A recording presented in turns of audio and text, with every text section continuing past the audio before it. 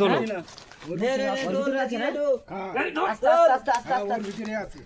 ওই তো সাপ ওই তো আচ্ছা আচ্ছা আচ্ছা এই দাঁড়া তোলো শুরু করো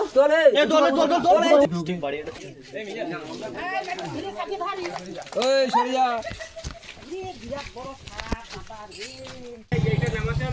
আচ্ছা ওই ওই স্ল্যাবটা তো নামিয়ে দাও। আমরা এসেছি 3 নম্বর বা লস্করপুর যে এরিয়া আমাদের এখানে তরুণ সংঘ ক্লাবের পাশে হচ্ছে আমার দাদু। আমরা সবাই দাদুকে জানা দাদু বলে ডাকি বা জানি। দাদুর এখানেই বা এখান থেকে একটা কালার্স আমরা ধরেছিলাম, এই যে জায়গাটা দাদুর গোয়ালঘর এইখানেই। তো সেখানে এসেছি, দাদু খবর দেওয়ার পরে আমরা ওখানে চলে এসেছি। দাদু সাপ দেখা গেছে নাকি শুনলাম, কোথায় দেখা গেছে? এইখানে কি সাপ? এখন কালো মতো ঢুকলো তো এখানে। কখন দেখেছো তুমি? এই তো সকালেই দেখেছো তো? হ্যাঁ। মানে এখানে কি করতে এসেছিলে তুমি? গরু বার করতে। গরু বার করতে এসে এখানে সাপ দেখেছো? কি সাপ বোঝা যায়নি না। তাহলে নিপেন আমরা একটা কাজ করতে পারি, আমরা ওটাকে তো তুলে দেখা যেতে পারে যে ওর নিচে কি আছে। দাদু আছে এখানে, দাদু এখানে থাকছে, আমরা এটাকে তুলে দেখি। শাবল কি আনা হয়েছে? হাত দিয়ে উঠে যাবে, অসুবিধা নেই, হাত দিয়ে উঁচু করে দেখা যাক। বাপ্পা তোমরা দু একজন তোমরা এসো, বাবন ইন্দ্র সবাই একটু এসো দেখি। হ্যাঁ, বাথরুমের চাতালটা উঠে করো না। এটা তোলা হবে, সবাই একটু হাত লাগাও, আমরা দেখি কি অবস্থা আছে একটু দেখি। দাদু যখন এইদিকে কাজ করতে হবে। হ্যাঁ ওইদিকে কাজ করলে হবে। ওই তো ওয়ালের গায়ে হেলান দিলে হবে। হ্যাঁ ওয়ালের গায়ে করা যেতে পারে। দাদু তো আচ্ছা এটা একটু পরিষ্কার করে নেওয়া যায় নাকি?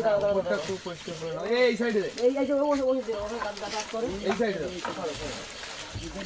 হ্যাঁ হ্যাঁ ওই দাদা কি হয়েছে?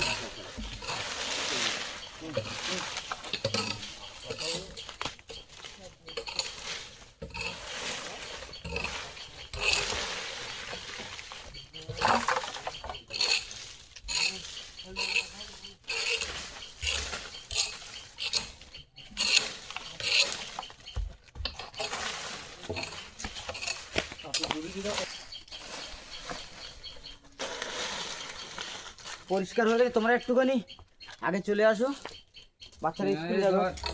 একটু চলে আসো বাবন, বিভাস, ইন্দ্র সবাই একটু এসো। এবার ভাই দীপাঞ্জন সবাই একটু হাত লাগা। ওইভাবে কাজ করা হবে, চলো ওখানেই আস্তে আস্তে আস্তে আস্তে আস্তে দাঁড়াও পজিশনটাকে দেখে নি। দাঁড়াও কিছু দেখা উঁচু কর, ওটাতে ছিদ্র আছে। ও আচ্ছা কি একটা দৌড়ে গেল ওই পাশে। কি দৌড়েছে বলো তো? কি একটা দৌড়ে গেল, ফাঁস করে ওই পাশে চলে গেছে। এর মধ্যে দাঁড়াও, ওইটি তুলতে হবে, এর মধ্যে ছিদ্র আছে। এই আচ্ছা এটাকে ছেড়ো না না পড়ে এটা রাখো। অরূপ আমি তো লাইটটা আনি। আচ্ছা ওটা তোলা হোক, দেখা যাক ওর ভিতর কি আছে। মানুষ ওই ফুটো দিয়ে ভিতর দিয়ে ঢুকে গেছে, হতে পারে। আচ্ছা আর এ ইন্দ্র তো বলছে কি একটা গেছে, বুঝতে পারিস না? আরে এই পাশ থেকে ধরো না, এই পাশ থেকে কিছু দুজন ধরো। এই তুমি লাইটটা দিয়ে নাও। এই সাপ মনে হচ্ছে ভিতরে আছে, মনে হচ্ছে। হেডলাইটটা তো আনতে ভুলে গেছি। তোলো দেখি, আস্তে তোলো, একবার তুলবে না কিন্তু, ঠিক আছে? আস্তে আস্তে তোলো, আস্তে আস্তে তোলো।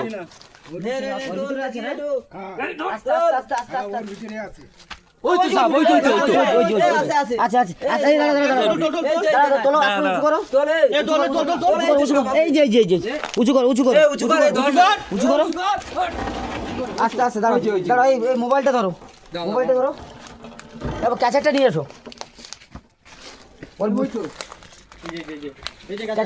কই ক্যাচেটটা নিয়ে এসো। এই বড় সাপ, এই কালারটা অনেকটা অন্যরকম। কালারটা টোটালি একদম, তাহলে দাদুই ঠিক বলেছে যে হলুদ কালো মতো, মানে সে জল ধরা তো হ্যাঁ জলধরা সাপের মতো লাগছে। আর এই দাদু প্রত্যেক দিন আসে এখানে এই গরু তোলা ফেলা মানে ভুল করে দাদু দাদুর বাড়ির থেকে আগে একটা ধরা হলো। কাকা এই ফুটে চলে আসবে কিন্তু। আচ্ছা ঠিক আছে, ও যাক, অসুবিধা নেই।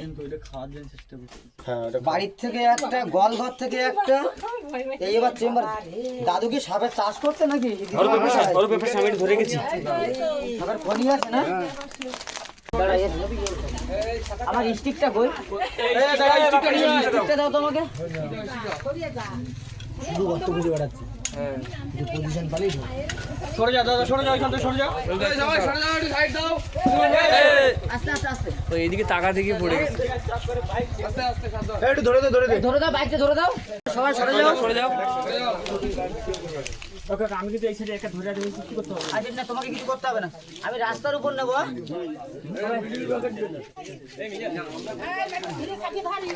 ওই সরে যা।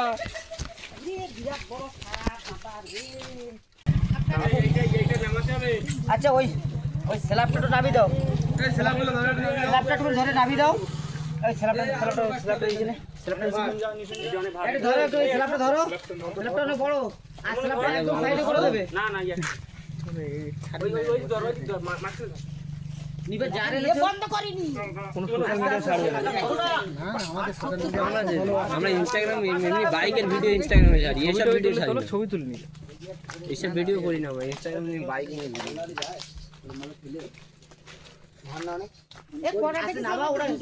ভিডিও। মেন হচ্ছে এ প্রচুর পরিমাণে জলে চলাচল করে, কারণ হচ্ছে জল ধরার যে কালার, পিছন দিকে দেখলে স্বাভাবিক মানুষ মনে করবে এটা জল ধরা। এটা স্বাভাবিক ব্যাপার, কারণ কালারটা এই এরকম কালারের সাপ সাধারণত পাওয়া যায় না। যেগুলো আমরা ডিপ কালো দেখি বা লাইট কালো দেখি, দাগ তো থাকবেই। এই রাস্তায় এইবারে তো ওই পাশেটা লাগতে পড়িল। কবে এই রকম সাপ। এরকমই সাপ। এই যে পিছনে একটা চক্র টাইপের দেখতে পাচ্ছ তো, এটা আমরা বলি পদ্ম কেউটে। আর আরেকটা দেখবে পিছনে ইউ হয়, ওটা হচ্ছে আমাদের যে কেউটে সাপ আছে তার মধ্যে দুটো, যেটা জাত কেউটে আমরা বলি, সেটা হচ্ছে ওটাকে ইংলিশে বলা হয় স্পেকটিক্যাল কোবরা, অরিজিনাল জাত কেউটে যেটা হয়।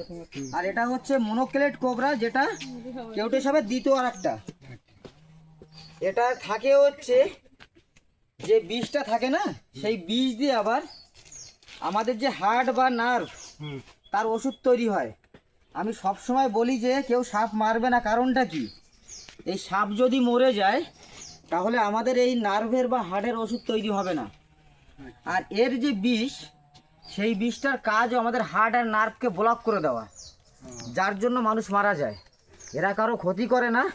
আজকে তুমি দেখো, তুমি দেখেছো, ও তো কিছু বলেনি, ও নিজের জায়গায় নিজে চুপচাপ বসে আছে। ও কখনো কাউকে ক্ষতি করে না, যদি ওকে আঘাত না করা হয়।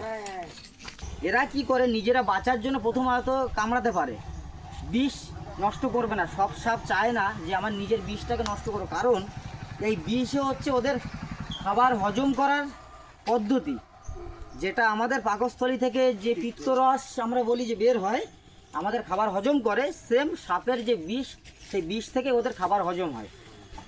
যার জন্য ওরা সহজে বিষ ছাড়তে চায় না। সেটাকে বলা হয় ওয়ান বাইট, নিজে আত্মরক্ষার জন্য যে কামড়টাও দেয়। আচ্ছা, তোমাদের আর একটা জিনিস আজকে দেখাবো। যে কোনো একটা কাঠি দাও, যে কোনো একটা কাঠি, ওই গাছের কাঠি নিয়ে এসো। আমরা একটা গাছ দিয়ে সাপ ধরি, তো আমিও তো সাপুড়ে নাকি। অনেকে আমাকে বলে গন্ধ শুকে সাপ আছে কিনা জানতে পারি কিনা, তারপরে কোন বাড়িতে সাপ আছে সেটা আমি জানতে পারি কিনা, কিন্তু কিছু হয় না। তোমাদের একটা শ্বেত আকন্দ বলে অনেক দিন থেকে শুনে আসছি, শ্বেত আকন্দের শিকড় দিয়ে নাকি সাপ ধরা যায়। এটা কিন্তু ভুল কথা, কারণ একটা জিনিস দেখো, ধরো এটা শ্বেত আকন্দ, এই গাছটা দিয়ে আমি সাপ ধরি। আস্তে আস্তে একটা জিনিস তোমরা ফলো করো, ঠিক আছে?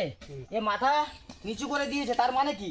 তাহলে এই গাছটার একটা কাজ আছে তো। এইটি কি লম্বু গাছের একটা পাতার যে মধ্যে যে ইটা থাকে, ডালটা থাকে, সেইটাই। তাহলে এটা তো শ্বেত আকন্দর একটা তো, হ্যাঁ? তাহলে নিশ্চয়ই আমিও তো মাদলি বিক্রি করতে পারি নাকি? এটা কোনো কিছু, এর প্রথম হচ্ছে একটা সাপ গন্ধ যে জিনিস পায় না, দ্বিতীয়ত এ কানে শুনতে পায় না। আমরা যে হাঁটি চলি কথা বলি, তার একটা কম্পন সৃষ্টি হয়, সেটা ওর থেকে ও বুঝতে পারে। ঠিক আছে, আর কথা বাড়াবো না।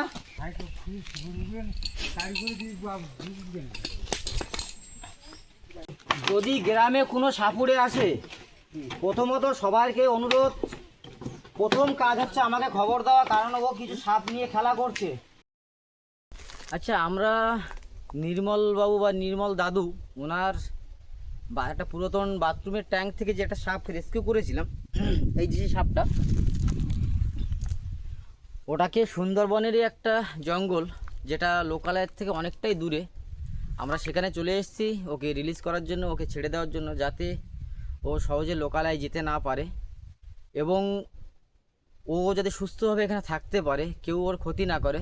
সেই জন্য আমরা এখানে এসেছি, এসে আমি ওকে রিলিজ করব।